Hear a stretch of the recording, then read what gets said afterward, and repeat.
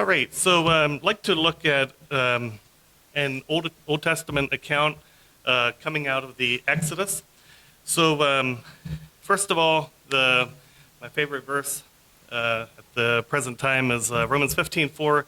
Whatever things were written before were written for our learning, that we, through the patience and comfort of the Scriptures, might have hope. And that's obviously here talking about the Old Testament Scriptures, and those things are written to us. These are not for some other generation, for some other time. This is for our time today. So we're not going to talk about the Exodus and the Passover and all of that, but after Israel came to the Red Sea, they crossed the Red Sea, and what I'm going to look at here, these few points, all happened very quickly in about a 3-month period. So Israel came to the Red Sea, and then on the other side, they sang the Song of Moses. Miriam also had a song. Very quickly, we have the story about the bitter waters that were sweetened. And then God provided manna. They were in the wilderness. They needed food. God also provided quail. And then God provided water from a rock. And then Amalek was defeated. That's where Aaron and Hur, that story of them holding up the hands of Moses. And Jethro came and gave his counsel. Jethro was Moses' father-in-law. So all this happened all within a very short time, all within about 3 months' time. And then they arrived at Mount Sinai. So from the time they left until they came to Mount Sinai was 3 months. And about 1/3 of the Pentateuch is the 5 books of Moses, about 1/3 of that happened at Mount Sinai. So what happens at Mount Sinai is a really big deal. It's very important. And so Exodus 19 through 40, which is 21 chapters, all of the book of Leviticus and the book of Numbers, the first 10 chapters, they all happened at Mount Sinai. So Exodus 19, now in the 3rd month after the children of Israel departed from the land of Egypt, on the same day they came into the Sinai desert, for they departed from Rephidim, came into the Sinai desert, and camped in the desert. So Israel camped there before the mountain.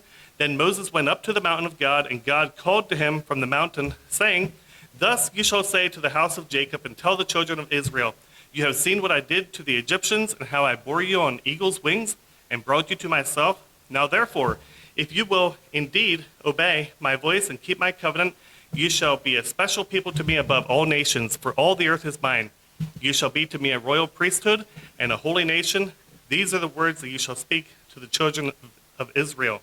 In verse 5, it says, "If you shall indeed obey." And in the Hebrew, they don't have a phrase like that. So what it actually says in the Hebrew, if you obey is the same word in Hebrew as the word listen, and the word is shema. And it says, if you will shema, shema, if you will obey, obey.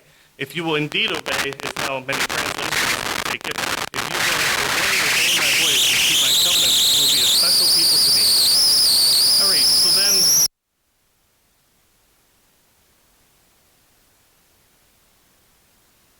so he goes up the mountain, he gets a word from the Lord, he returns down from the mountain with that message to the people, and then the people respond, and they're like, yes, we're going to do what you want. So Moses goes up in the mountain, he gives this message to the Lord, and there's, depending how you count it, it's 7 or 8 times that Moses travels up and down the mountain.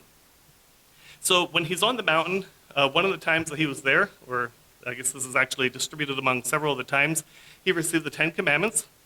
That's where we have laws about slavery and justice and ownership and theft and morality and Sabbaths and feasts. And on one of these times, when Moses was up there, it was, I think it was the second to last time that he was up there, the Israelites turned to create this golden calf. And Moses is up there, he doesn't know what's happening, but God does, and God tells Moses, go down and see what's going on.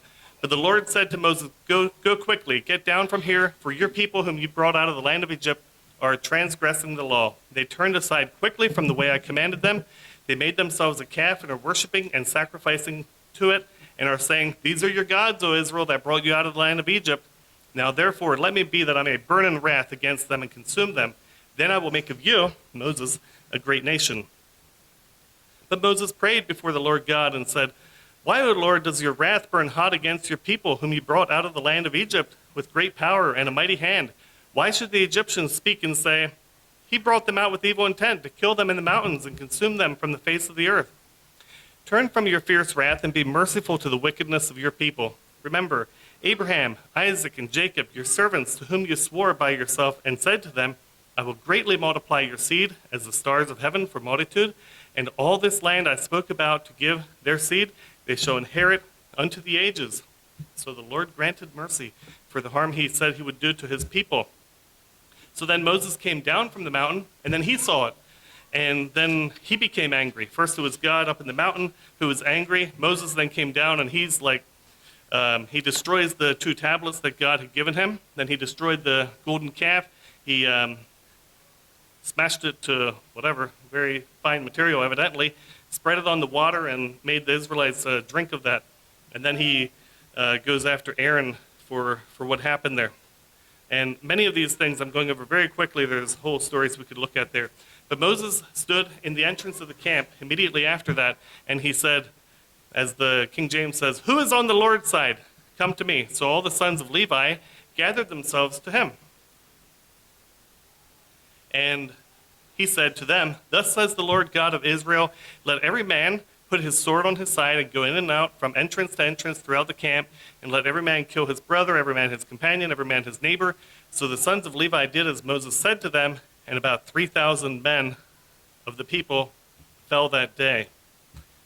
So there's at least 4 consequences that came out of the golden calf incident. So we just talked about one here. 3,000 were killed by the tribe of Levi. Also, the firstborn lost their status as the spiritual leaders of Israel. And we'll talk about that. God plagued or struck the people. And then God said, I'm not going with you to the promised land.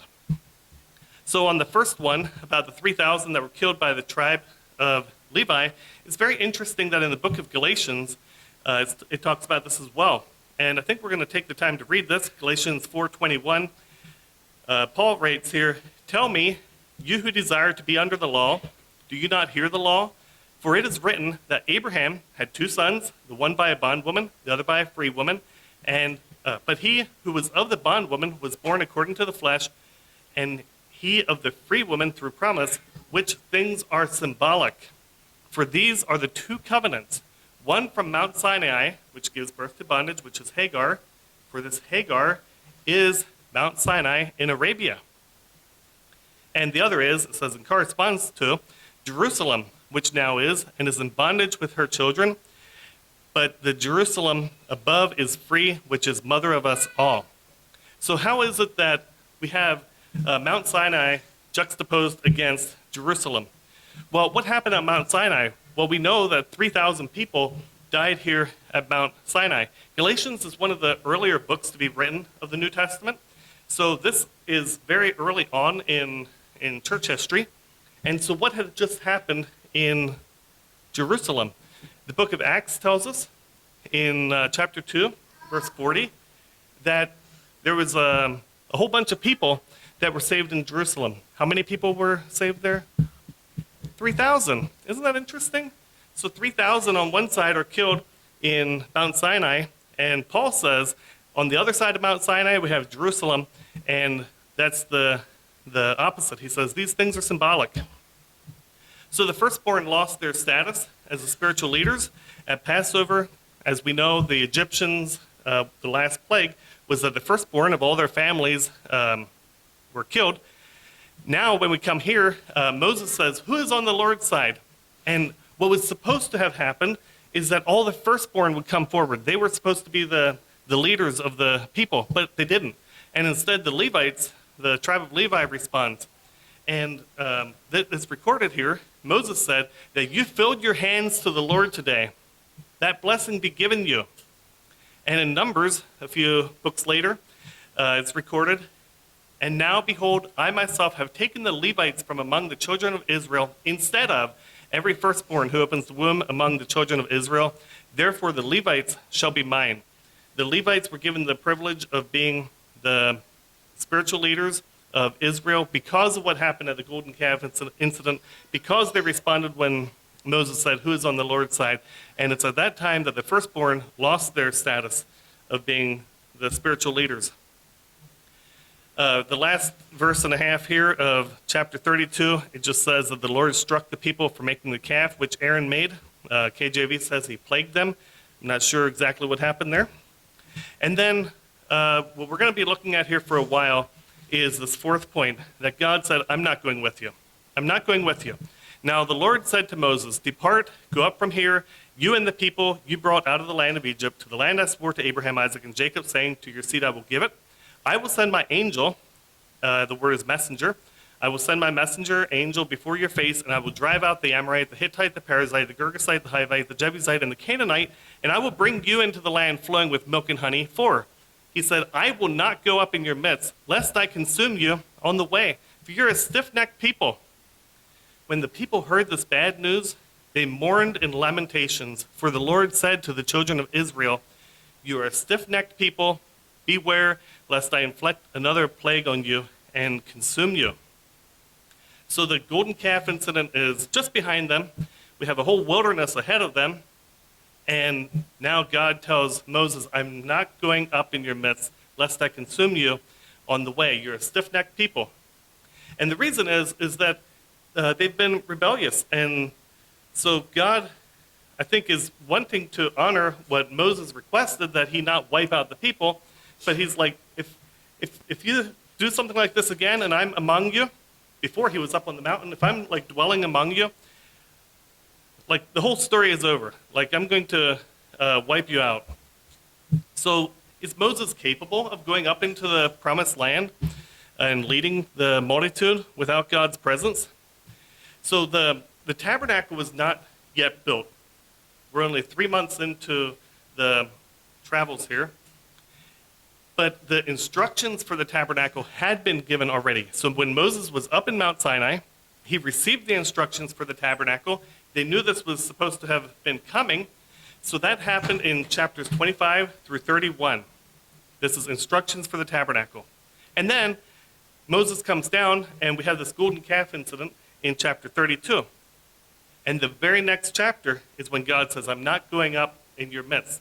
So there's a Jewish scholar from 2 centuries ago, and he believes that God was canceling the plans for the tabernacle.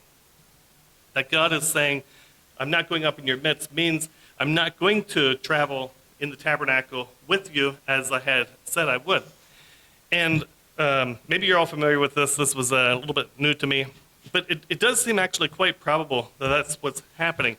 So then Moses says, in response to the Lord saying, I'm not going up, he decides he needs to meet with God. And he needs a tabernacle, but God's not going to be among the people. So he took his tent, and he moved it far from the camp, because God won't be among the people. And this became a tabernacle where God met, where Moses met with God. So we have that in Exodus 33. You'll recall, once we have the official tabernacle, that's in the middle of the camp. But look how this tabernacle is described. It says, verse 7, then Moses took his tent and pitched it outside the camp, far from the camp, and called it the tabernacle of testimony. Thus it came to pass that everyone who sought the Lord went out to the tabernacle of testimony, which was outside the camp. So it was, whenever Moses went out to the tabernacle, which was outside the camp, all the people arose, and each man stood at his tent door and watched Moses until he went into the tabernacle. Now it came to pass, when Moses entered the tabernacle, that the pillar of cloud descended and stood at the door of the tabernacle. And God talked to Moses. All the people saw the pillar of cloud standing at the tabernacle door, and all the people rose and worshipped, each man at his tent door. Thus the Lord spoke to Moses face to face, as a man speaks to his friend. Then he would return to the camp. But his servant Joshua, the son of Nun, a young man, did not depart from the tabernacle. So at this tabernacle, this is Moses' tent, where he's choosing to meet with the Lord. He brought his complaint before the Lord, and he said, behold, you said to me, bring up this people, but you have not let me know whom you will send with me. Yet you have said, I know you above all, and I have found grace and you have also found grace in my sight. Now therefore I pray, if I have found grace in your sight, reveal yourself to me, that I may see you clearly and find grace in your sight, and know this great nation is your people. So he said, I myself will go before you and give you rest." Then he said to him, that's Moses speaking to God, "If you yourself do not go up with us, do not bring us up from here. For how then will it be known that your people and I found grace in your sight, except you go with us? So both I and your people shall be glorified beyond all the nations on the earth." The Lord then said to Moses, "I will also do this thing that you have spoken, for you have found grace in my sight, and I know you above all." Moses replied, "Reveal yourself to me." Then God said, "I will pass before you in glory. I will proclaim my name, the Lord, before you. I will have mercy on whom I will have mercy, and I will have compassion on whom I will have compassion." But he said, "You cannot see my face, for no man can see my face and live." Moreover, the Lord said, "Here is the place by me. You shall stand on the rock. So it shall be while my glory passes by that I will put you in the cleft of the rock and will cover you with my hand while I pass by. Then I will take away my hand, and you shall see my back, but my face shall not be seen." So I think what's happening in summary is that God relented because of Moses' petition here and said, "Yes, I will accompany you after all." The Lord said, I also will do this thing that you have spoken. And so I think basically it means that God relented on saying, "I won't go with you." He said, "I will go with you." And I think that means that the tabernacle plan will go forward after all. So Moses needs to go up the mountain one more time to receive the second set of tablets. And while he was up there, he again begged God to go with them. I think this was heavy on his mind. Like, he didn't want to go alone. And he said, "If now I have found grace in your sight, let my Lord go with us. For the people are stiff-necked, and you will take away our sins and lawlessness, and we will be yours." Now, when Moses came down from the Mount Sinai, and the 2 tablets were in Moses' hand, when he came down from the mountain, he did not know the skin of his face was glorified while God talked with him. So when Aaron and the children of Israel saw Moses and the glorified appearance of the skin of his face, they were afraid to come near him. Afterward, all the children of Israel came near, and he gave them the commandments, and he gave them as commandments all that the Lord commanded him on Mount Sinai. When Moses finished speaking with them, he put a veil on his face, but when Moses went in before the Lord to speak with him, he would take the veil off until he came out, and he would come out and speak to the children of Israel whatever the Lord commanded him. So the children of Israel saw the face of Moses, that it was glorified, and Moses put a veil on his face again until he went in to speak with him. So while he had been in the mountain, in addition to the 10 Commandments and so on, he also received instructions for building a new tabernacle. That was the furnishings, of course, the tabernacle building, the priest's clothing, the ephod, the breastplate, the altar, sacrifices, offerings, oil, incense, all this stuff. And God said, "Make it according to the pattern that I show you in the mountain." And so right after he came down from the mountain, that's when the process began to build the tabernacle.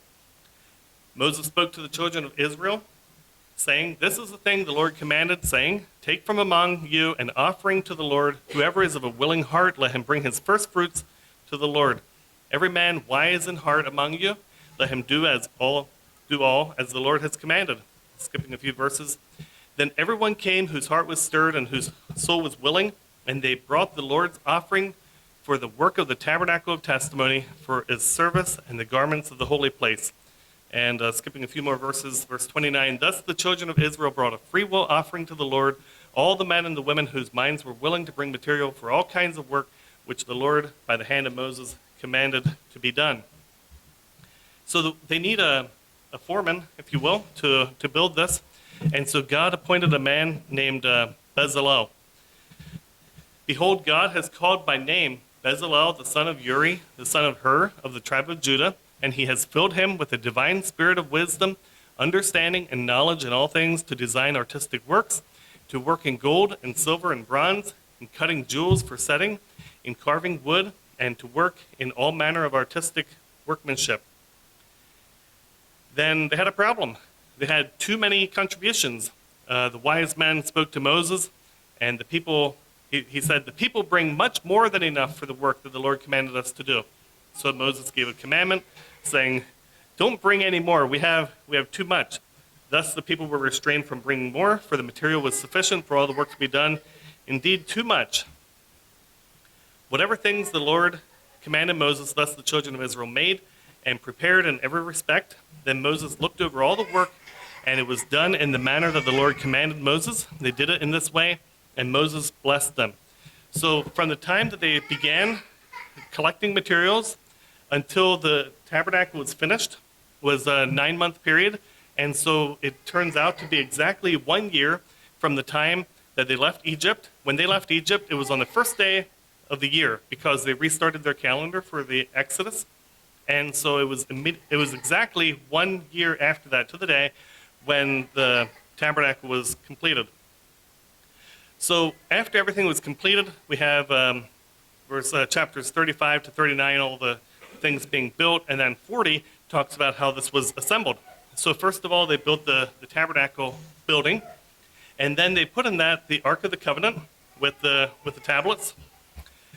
And just an interesting point, where had these tablets been kept for 9 months while the tabernacle was being built? So Moses had come from Sinai, and then it took 9 months until we have a tabernacle to put until we had an Ark of the Covenant to put the tablets in. So when Moses building his tent was being used, Moses had called it the Tabernacle of Testimony. And I think that probably is significant that the name of it, Tabernacle of Testimony, the testimonies are the tablets. And so when he called it the Tabernacle of Testimony, it probably means that he was keeping the testimonies in that tent. But now they have the official tabernacle being built. So the third thing that happened is they hung up the veil, and then that created the distinction between the most holy place and the holy place. They set in the table of unleavened bread, they put in the lampstand, and they put in the altar of incense. And then we have a unit that looks something like this. Arnold, do you mind grabbing the tabernacle? So I have a model here I'll show you in just a bit. But this is basically what it would have looked like. And then they set the brazen altar outside and put a laver there. The laver was a large wash bowl. And after that was done, they put the courtyard around it. All of this is recorded in Exodus chapter 40. It says what order they did all these things in. And finally, it's finished. Thank you. So here we have it. If you're looking at this, north side is this side. According to Josephus, it was situated this way so that when the sun comes up in the east, that the sunlight would shine right into the door. And anyway, so yeah, then we have the most holy place, the holy place. We have the brazen altar. We have the laver outside. And of course, any of the Israelites were allowed to come into this area. Only the priests in here, and only the high priest into the most holy place, and that only once a year on the Day of Atonement. All right, so this is a general image of what it may have looked like there when they were finished.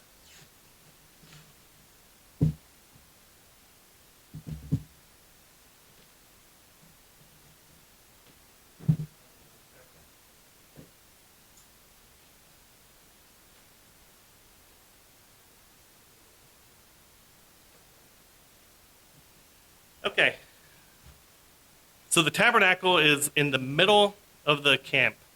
And then around the tabernacle, we have the Levites. And then around the Levites, around the outside, we have all the other tribes being situated. And the scripture gives record of which tribe was in which place. So the pillar of fire and the cloud, it began to lead Israel from the tabernacle. And before the tabernacle and the ark existed. So even like in the days right after leaving Egypt, before they crossed the Red Sea, the fire and cloud was already leading them. But now, when they have this tabernacle all done, now the fire and cloud appear over the tabernacle. According to some references, it actually appeared more specifically right over the Ark of the Covenant. So it wasn't just over here somewhere, whatever, but actually right above this point, according to some references. And this was very visible to everybody. Whenever the pillar of fire would move, then they would move. And okay, so moving on here, Exodus 40, This is about the end of the book of Exodus. The tabernacle was filled with the glory of the Lord. And verse 30, whenever the cloud ascended, the children of Israel prepared to depart. But if the cloud did not ascend, they did not prepare to depart, and so on. All right, so just a point of interest, what happened to Moses' tent? Was this temporary? I don't know. I'd like to learn more about this. But it reappears in a few stories later on when the appointment of elders happened, which was at a later point. That actually happened here. It's pretty clear when you read the text. You can always tell which tabernacle it is, if it's in the camp or if it's outside the camp. In this particular case, there was these elders appointed outside the camp, and then if you remember, they were saying, hey, there's two other people who are prophesying, and anyway, that was back in the camp. The scenario here with Moses and Aaron when they were slandering Moses, that happened, that was dealt with here. And also when Joshua was appointed. All happened outside the camp, but at a tabernacle. All right, so we're going to look more specifically at the Ark of the Covenant. You want to bring the Ark in here? I'm not going to take this all apart, but anyway, I have another little model here of the Ark of the Covenant. So the tabernacle is divided into roughly 1/3, 2/3, not exactly. So we have the most holy place right in here, separate room, and in there is at least one of these, right, which is the Ark of the Covenant. Thank you. So let's see here. Find the Ark.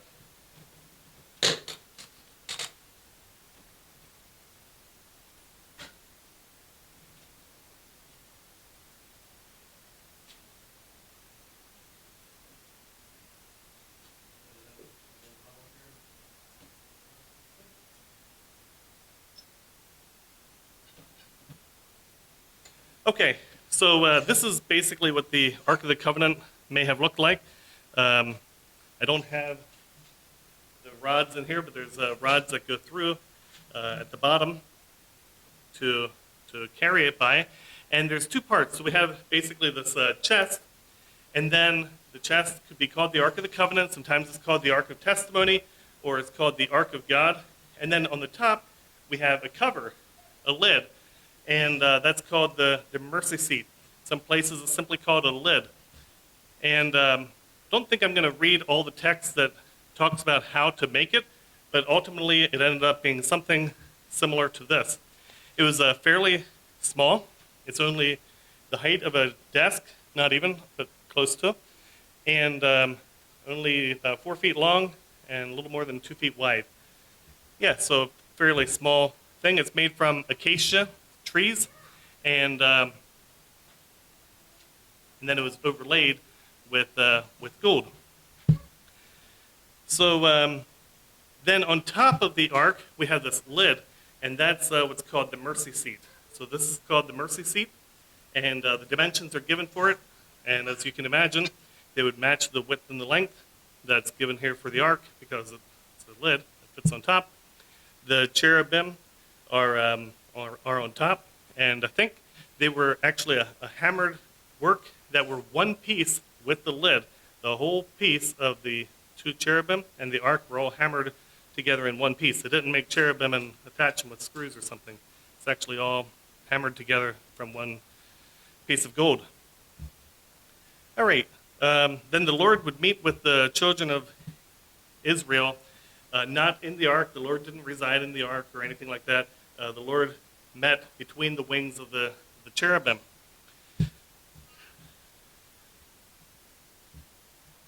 So it's interesting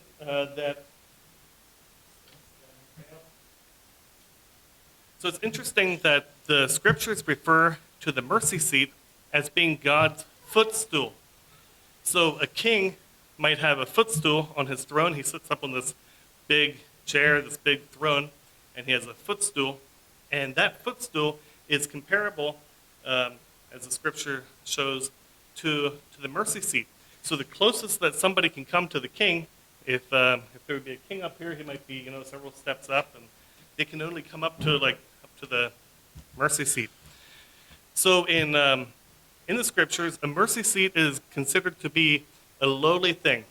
In Psalm 109, it says, "Until I make your enemies the footstool of your feet." There's like this lowly position. That's quoted a few places in the scriptures then. Isaiah says, "Heaven is my throne, earth is my footstool." You have this idea that a footstool is a lowly place. In James, it says about sitting at my footstool. It's a lowly place. So David rose to his feet and said, "Hear me, my brethren and my people. It was in my heart to build a house of rest for the ark of the covenant of the Lord and a footstool of our God." I made preparations for it. So he's calling this thing, I think more specifically the mercy seat, but the ark, a footstool of our God. "Exalt the Lord our God," David wrote, "and worship at the footstool of his feet, for he is holy." Also, Psalm 131, "Let us enter into his tabernacles. Let us worship at the place where his feet stood. Arise, O Lord, into your rest, you and the ark of your holiness." Ezekiel, he said to me, "Son of man, you have seen the place of my throne and the place of the soles of my feet, where I dwell in the midst of the house of Israel forever." So the idea that this is such a holy and mighty place, and at the same time, we're saying that it's like a lowly thing, I think goes to show that the most lowly part of God, if you will, is so great and mighty. Like God is even, I think it's just kind of like a picture of how even the lowliest of God is this magnificent place of his presence. All right, so then inside the ark, there's this chest that can open up with the mercy seat off. And then inside we have the Ten Commandments. So here we have the Ten Commandments. There's 2 tablets. According to Josephus, I don't know if he's right or wrong, he says they were written on both sides. He says there was 2.5 commandments written on each side. 2.5 is 5, 2.5 is 10. I don't know if that's true, but that's what Josephus said. So Moses took the testimonies and put them into the ark and inserted the poles under the ark. In Deuteronomy, Moses is recounting this. He says, "I turned and came down from the mountain and put the tablets in the ark which I had made, and there they are, just as the Lord commanded me." So we have the tablets inside the ark. So interestingly, at the dedication of Solomon's temple, which is a little bit later, in 1 Kings 8:9, it says, "Nothing was in the ark except the 2 stone tablets, the tablets of the covenant Moses put there at Horeb when the Lord made a covenant with the children of Israel after they came out of the land of Egypt." So if you're familiar with this at all, doesn't that sound a little bit strange that the only thing that was in there was the 2 stone tablets? So what about the pot of manna? So in Exodus 8, Moses said, "Take a golden pot, put 1 full omer of manna in it, and lay it up before God to be kept for your generations, as the Lord commanded Moses." So Aaron laid it up before the testimony to be kept. Does it say that he put it in the ark?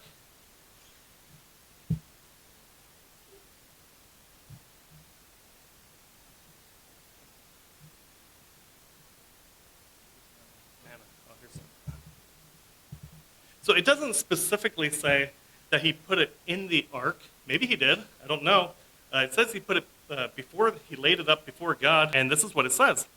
The writer of Hebrews, we're not sure who that was, said, "Behind the second veil, the part of the tabernacle which is called the holiest of all, which had the golden censer and the ark of the covenant overlaid on all sides with gold, in which were the golden pot that had the manna, Aaron's rod that budded, and the tablets of the covenant." So why does it say that these things were inside when we had looked at this verse in 1 Kings 8, verse 9, that says nothing was inside the ark except the 2 stone tablets? So there's a few possibilities of how this might be reconciled. One is that where it says in Hebrews 9, "in which were the golden pot," what is it referring to about "in which"? Is it talking about the ark, in which was the golden pot of manna and Aaron's rod? Or maybe it's talking about the holiest place, like the most holy place, in which was the manna and the rod. So that might be a possible way to take care of it. It could be a mistranslation. There's a lot of things written on this. It's hard to know. I don't know if it's a mistranslation. I don't know Hebrew, and I don't know Greek, so it's pretty tough. I talked to Adam Boyd. He's from Papua New Guinea. He's a Bible translator, and he translated the New Testament as well. And he says the translation is correct in Hebrews 9. He says the grammatical structure, it really sounds like the golden pot and Aaron's rod that budded and the tablets of the covenant were inside the ark. And there's about 40 translations that say the same thing. So why it says here in 1 Kings 8, verse 9, that nothing was in there except the 2 stone tablets. I suppose another possibility would be that maybe at some point they were all in there, and at another point they were not. So if you'll recall how in the time of Eli, the ark had been stolen and taken by the Philistines. Is it possible that the Philistines had taken the manna and the rod that budded, and then when it came back, it only had the tablets, and then when that went into the temple, that's where this is recorded here, that nothing was in the ark except the 2 stone tablets. That would actually kind of solve that problem. So there's a few ways to solve it. I'm not sure exactly what the correct answer is there. In any case, so the ark is usually kept in the most holy place in the tabernacle, and when the tabernacle was moved, then these furnishings needed to be moved. So the sons of Aaron, they would cover the ark. What did they cover it with? They took the veil that was separating the most holy place and the holy place. They took the veil here and laid it over the ark, and that's what actually covered it. And then on top of that, they also put a blue cloth. And that's recorded in the book of Numbers. They took down the overshadowing veil and covered the Ark of the Testimony with it. All right, we're not going to look at everything in the tabernacle, but we're going to look at one more piece, and that is the altar of incense. And there's a reason to talk about this specific one. This is also a very small unit. This is only about the size of this small table here. It's 18 inches square, but about 3 feet tall. And we have the instructions given. We have it on the screen. This is basically what it looks like. I don't have the poles in here, but we got poles here to go with the altar of incense. And then on this altar of incense, they would burn incense. And anyway, so it also has 4 horns on the altar. All right, and this is a place just before the veil, before the Ark of the Testimony. And this was originally lit, the way they started the fire was by taking coals off of the brazen altar outside. The brazen altar is where they have their offerings going. That fire was originally lit by God. God had fire descend, and that fire started the brazen altar outside, and then they took coals from that, and they put those coals on here, and that's what got this started. And then this is supposed to be tended morning and evening so that it's burning perpetually. It's supposed to never go out. And at this point is the closest that the priest could approach to God. This is right before the veil. So when they come inside here, the Ark of the Testimony is back here. Closest they can come is the altar of incense. David said, "Let my prayer be set forth before you as incense, the lifting up of my hands as the evening sacrifice." So the incense, the smoke that comes from it, this is symbolizing prayer. There's a number of different references to show that. So here is an illustration that shows where the altar of incense is. So back to Hebrews 9, we have one more problem here that is also interesting. And I'm just going to start here in verse 3. It says, behind the second veil, what's that, the most holy place? Behind the second veil, the part of the tabernacle which is called the holiest of all, which had the golden censer and the Ark of the Covenant overlaid on all sides with gold. So here it says in Hebrews 9 that the golden censer and the Ark of the Covenant are behind the second veil. So was this golden censer, was this altar of incense in the holiest of all? So this is the illustration I just had up there. And you can see where the veil is. And like the altar of incense is not inside the Holy of Holies. So the obvious question is, what's going on here with this text? So there's a few things. So there's a strong correlation between the Ark of the Covenant and the altar of incense. So when we have the Ark of the Covenant and the altar of incense, these two, in some respect, seem to like belong to each other. Okay? More so than the table of showbread, more so than the golden candlesticks, more so than the laver and the brazen altar outside. These two belong together. So we're going to talk about that a little bit. The first point here is that they're the nearest to each other. The altar of incense was the nearest to the Ark of the Covenant, with just the veil between them. Another thing is that both of them, on the Day of Atonement, had blood applied to them. So we know how Moses or the high priest, I should say, the high priest once a year on the Day of Atonement would go into the Holy of Holies and apply blood to the Ark of the Covenant, or mercy seat. When he did that on the same day, once a year, he also applied blood to this, okay? So both of these are getting blood on the Day of Atonement. So there's something, again, keeping these two associated. There's no blood going on any of these other parts, on the showbread, table of showbread, or the lampstand, or anything like that. Also, on the Day of Atonement, when the high priest is going to be going into the most holy place, he's supposed to, according to Leviticus, take some of the coals from off of this. So there's coals burning here with incense. He's supposed to take some of the coals off of this altar of incense and carry those into the Holy of Holies for the purpose of creating smoke in the Holy of Holies so that he would not see the cover of the mercy seat. And that's in Leviticus 16. He shall put the incense on the fire before the Lord, that the cloud of incense may cover the mercy seat of the testimonies, lest he die. So that's another thing that kind of associates these two. And then, of course, the verse that we just read there in Hebrews 9, it says that the holiest of all, which had the golden censer and the Ark of the Covenant. One possible understanding of this is that it could be read, the holiest of all, to which belonged. It had it, okay, like it owned it. It possessed the golden censer. It wasn't inside, but that it had, belonging of the golden censer. And there's maybe some other ways to understand that as well, but this is one possible way, and also provides this correlation. And then finally, they both had the same resting place. So where the altar of incense is, where the Ark of the Covenant is the same place.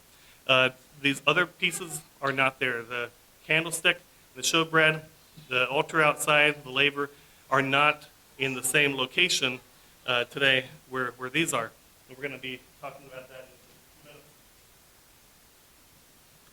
But anyway, all these things to show this correlation between the two. So we're going to look a little bit about the Ark's travels. When Israel came out of Egypt, they came to Mount Sinai. And after Mount Sinai, 9 months later, they had the tabernacle. And then they wandered in the wilderness for 40 years. Ultimately, they got to the promised land under Joshua. By the way, Joshua is the name of Jesus. They got to the promised land there. And when they did, the ark went to Shiloh. So why did it not go to Jerusalem, if that was their capital? It's because Jerusalem was not a part of Israel at that time. In fact, all through the Judges, and even through the time of Saul, King Saul, Jerusalem was not even their territory. It was only under the time of David where David captured Jerusalem and made that his home. So this tabernacle lands up in Shiloh. But early on, when we come to the time of Eli, it's obvious that the tabernacle is there in some form, but things were not like they were supposed to be.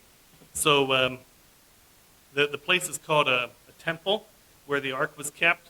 It wasn't called a tabernacle. It had doors, and the tabernacle doesn't have any doors. We have Samuel. He's sleeping in this area that's reserved for the priests. A little bit of a strange thing going on there. The lampstand was not burning continually. It was written in the law that they were supposed to have this lampstand burning continuously, but that wasn't the case. And of course, we know the reputation of Eli's sons. They were called sons of scoundrels, not knowing the Lord. So they lost the battle, and Eli's sons said, you know what? The next time we go into a battle with the Philistines, we're going to take the ark. So the next time there's a battle, it was in Ebenezer. So they took the ark from what's shown on the map there is number 1, and that was in Shiloh. They took the ark from there to Ebenezer, which is number 2, because that's where this battle with the Philistines is being prepared. And then they were defeated there. And so the Philistines captured the ark, and that's when Eli heard about that, and he was actually back in Shiloh, and he heard about that, and he fell over and died. So the Philistines, they took the ark to Ashdod, to the temple of Dagon. And then Dagon, as we know the story, he fell down during the night, and they set him up the next day, and the second time he fell down and broke off some of his limbs and maybe his head or something. All right, and then things weren't working out well there, and so it was moved from there to a city called Gath.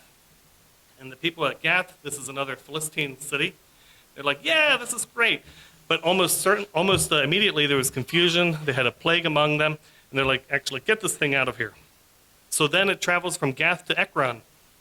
And by this time it had a reputation. They didn't want it, but it was there. And so they're like, how do we get this thing out of here? And that's where they prepared this cart. And the cart was pulled by 2 cows that recently had calves.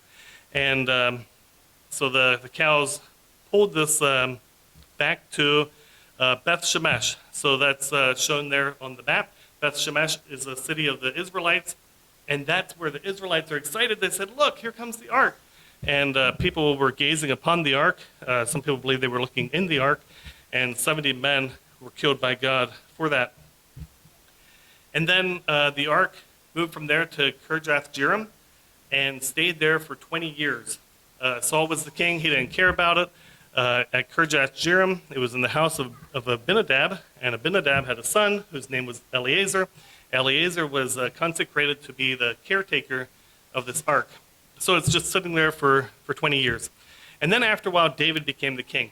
And when David was the king, he's like, I want to conquer Jerusalem. Jerusalem was still unconquered territory. It was not part of the, it was part of the promised land, but it wasn't something they had yet inherited.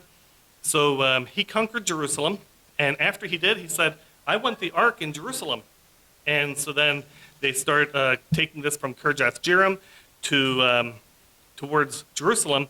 But on the way is when Uzzah touched the ark, and then he was struck by God for that.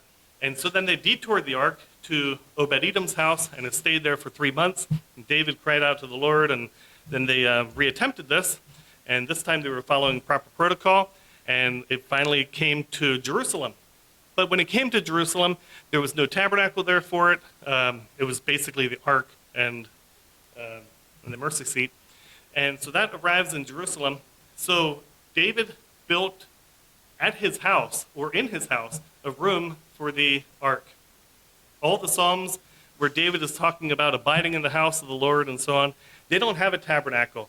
They have the Ark of the Covenant that is in David's own house, or maybe like a section on his house, and that's where this is. So when David says, one desire I have of the Lord, that I may dwell in the house of the Lord all the days of my life, he's not talking about the temple or the tabernacle. It's actually this place where the ark is kept, which is at his own house in Jerusalem. All right, and then David has a son, Absalom. Absalom revolted, and David fled out into the wilderness. It's not specified exactly where, but somewhere in the wilderness. And when he went into the wilderness, the Levites said, well, David wants this ark. Like, this was really precious to David. So the Levites said, well, let's take this ark out to David in the wilderness. So the ark goes out there by the Levites into the wilderness.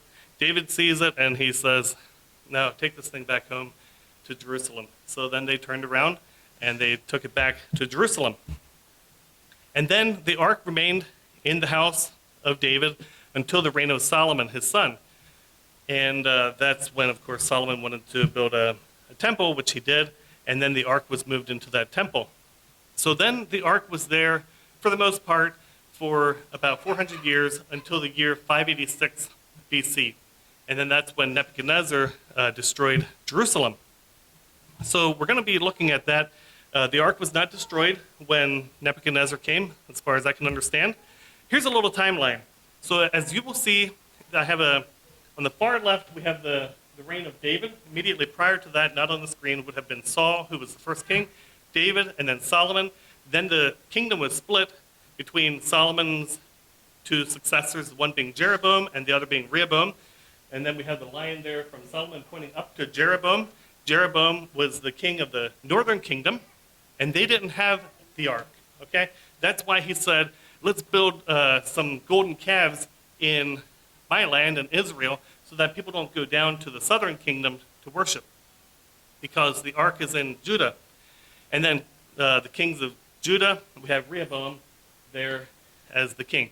So in that lower line where it says the kings of Judah, not because it was so special anymore, but he's trying to protect it from falling into the hands of the enemy. And that's recorded in the Second Maccabees. We're going to look at that. So back to the chart here, you will notice on the circled area on the left side we have Josiah. That's where he said bring it back. And then immediately after that, if you look down below, you can see some of the prophets. You see Ezekiel down there. Ezekiel says, I saw the glory of the Lord departing from the tabernacle, from the temple, and from the ark. And then also in that same time, just above Ezekiel, you have Daniel and Jeremiah. Jeremiah is the one here who is removing the ark from Jerusalem, and he's hiding it. We're going to talk about that. And then you will notice up above that, there's 3 arrows that are pointing up. The far right one is when the temple is destroyed. Okay, so that needs to be, so the ark is like being saved from Nebuchadnezzar, king of Babylon, so that it's not destroyed in that time. So where's the ark? So Second Maccabees says that Jeremiah received the oracle. I think an oracle is just a divine revelation, and ordered that the tabernacle and the ark should accompany him when he went to the mountain where Moses had gone up and had seen the inheritance of God. So when Jeremiah went there, he found a cave. He brought the tabernacle and the ark and the altar of incense. Remember the ark and the altar of incense at the same final resting place? He took those, put them in a cave, and he sealed up the entrance. Some who followed him came to march away, but they were unable to find it. Now when Jeremiah learned of this, he rebuked them and said, the place shall be unknown until God gathers his people again and shows his mercy. Then the Lord will disclose these things, and the glory of the Lord and the cloud will be seen, as they were shown to Moses, and as Solomon deemed it worthy that the place should be specially consecrated. Eusebius, 3rd century historian, he talks about this as well, and the bold-face says, the gold that was in the temple and the silver and the brass they chose out and sent to Babylon, except the ark and the tables that were in it. This Jeremiah retained. It's simply saying that the king of Babylon, they stole all the stuff from Jerusalem when they ransacked the city, but they couldn't take the ark and the tables that were in it because Jeremiah had taken it. It's also recorded that Nebuchadnezzar decided that he's going to go after he intended to go after Jerusalem and destroy it, but when he actually heard that Jeremiah had hidden the ark, and that was the impetus to say, you know what, let's do it quickly, because I think he was afraid they're going to take too much gold away. And so then he quickly went there and destroyed Jerusalem. But there's one thing that is that's very outstanding to me, and that is found in 2 Maccabees 2 verse 7. We read this already. The place shall be unknown until God gathers his people again and shows his mercy. Verse 8, then the Lord will disclose these things. And I think that's just like really fascinating. Like what is this even talking about? Will the location of the ark at some time be disclosed? Well, the hint is it's going to be unknown until God gathers his people again. So what does that mean, God gathers his people again? And well, Jeremiah actually uses that phrase in the book of Jeremiah in a different context. This is not talking about the ark, but he talks about gathering people. Woe to the shepherds who scatter and destroy the sheep of my pasture. Therefore, thus says the Lord against those who tend my people. You have scattered my sheep and driven them out. You do not care for them. Behold, I shall punish you according to your evil practices. I will receive, or the New King James says, I will gather the remnants of my people from every land where I have driven them. I think that's a messianic prophecy. I think that the record here is that the people will be scattered, and the Lord is going to gather the remnants of his people. Micah. This is the same passage that talks about feeding the swords into plowshares, the spears into sickles. Many people believe this is a prophecy. I think it's pretty obvious, a messianic prophecy. And in verse 6, he says, in that day, says the Lord, I shall gather her who has been broken, and I will welcome her who has been exiled, even those whom I have rejected. Again, we have this gathering, and again, I think it's a messianic prophecy. Zechariah, he says, just jumping in here for lack of time, he says, I will make a sign for them and gather them in. And if you read the context, it's about the gathering of Judah after the dispersion. It's a messianic prophecy. Then you come to the New Testament, and I'm only picking out a few. There's a lot more, but I'm only picking out a few here. Jesus said, Jerusalem, Jerusalem, the one who kills the prophets and stones those who are sent to you, how often I wanted to gather your children together as a hen gathers her brood under her wings. The Old Testament prophets are saying there's going to be a gathering, and Jesus says, that's what I wanted to do. That's, Jesus is the gatherer of the people. In John 11, this is a very interesting one. One of them, Caiaphas, being high priest that year, said to them, you know nothing at all, nor do you consider that it is expedient for us that one man should die for the people, and not the whole nation should perish. Now, this he did not say on his own authority, but being high priest that year, he prophesied that Jesus would die for the nation, and not for that nation only, but also that he would gather together in one the children of God who were scattered abroad. It's another messianic prophecy using this language of gathering together. So what does Jeremiah's prophecy mean? The place shall be unknown until God gathers his people again and shows his mercy. Then the Lord will disclose these things. That means it's no longer eschatological. It's no longer in the future. It was at the time of Jeremiah, but evidently this was fulfilled at the coming of Jesus.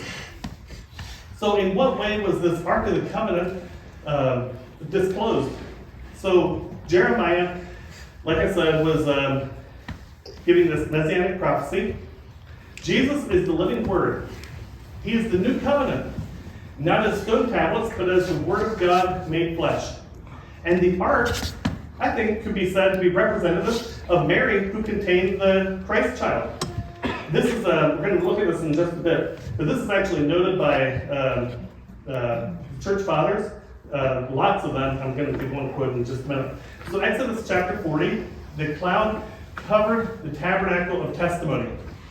But if you take that idea there of the cloud covering the tabernacle of testimony to the book of Luke, where Jesus is born, or where Jesus is conceived, the angel answered and said to Mary, the Holy Spirit will come upon you, and the power of the highest will overshadow you. The cover, the overshadow, is the same word in both passages, talking about, I believe, talking about Jesus, or talking about the Holy Spirit coming upon Jesus. In 2 Samuel, we have this account where David is trying to get the ark up to Jerusalem, and this is a phrase that he used. He said, in what way, what possible way can the ark of the Lord come with me? When you come to the book of Luke, it was Mary that said, but why is this granted to me that the mother of my Lord should come to me? Some translations make it clear it's only one word different. The word mother and the word ark would be exchangeable. And so you have Mary being the Ark of the Covenant, which held the new law. 2 Samuel chapter 6, David danced before the Lord with all his might. This is also when the ark is coming to Jerusalem. And it happened when Elizabeth heard the greeting of Mary, that the babe leaped in her womb, and Elizabeth was filled with the Holy Spirit. In David's case, he was dressed as a priest, and he's dancing before the ark. And John the Baptist, he's of a priestly lineage, and he's dancing before the ark. Both of them are dancing before Jesus while they're still unable to see him. In 2 Samuel chapter 6, we have this time where the ark was in Obed-Edom for 3 months. And it's very interesting, I think, that Mary remained with Elizabeth for about 3 months and returned to her house. And it's even better than that. It's not only 3 months being parallel, but it's at the same place. It says in 2 Samuel chapter 6, when David arose and went, he and all the people with him, even the rulers of Judah, on an expedition to bring back from there the ark of God from the house of Abinadab on the hill. Where did this happen? In Judah, on a hill, is the best that we have. In Luke, it says, Mary arose in those days and went into the hill country with haste to the city of Judah.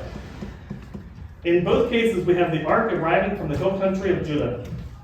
David went and brought up the ark from the house of Obed-Edom to the city of David with gladness. When you take that to the book of Luke, when the days of her purification according to the law of Moses were complete, they brought him to Jerusalem to present him to the Lord. In both cases, the ark is returning home to Jerusalem, where the Lord is presented in the temple. It's also very interesting, if you look in the book of Revelation, chapter 12 is this familiar passage. It talks about a woman, clearly speaking of Mary, who gives birth to a child, with a Christ child.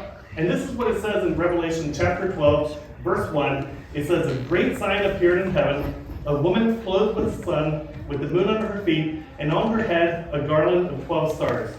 Now that's Revelation chapter 12, verse 1. But the verse immediately prior to it, which is the last verse of chapter 11, says, then the temple of God was opened in heaven, and the ark of his covenant was seen in his temple.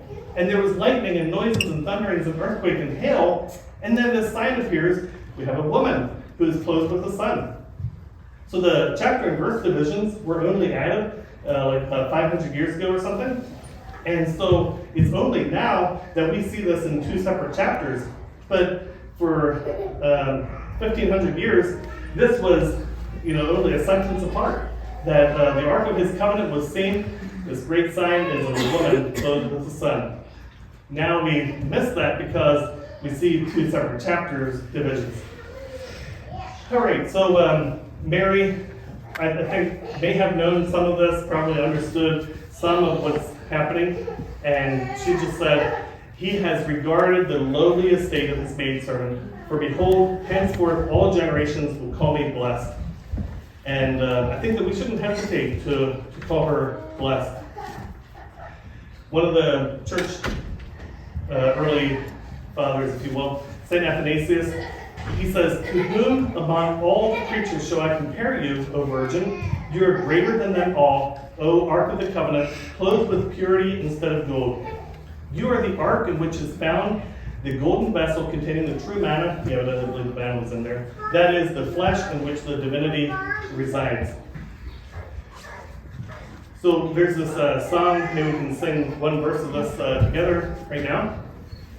O little town of Bethlehem, how still we see thee lie above thy deep and dreamless sleep. The silent stars go by, yet in thy dark streets shine the everlasting light.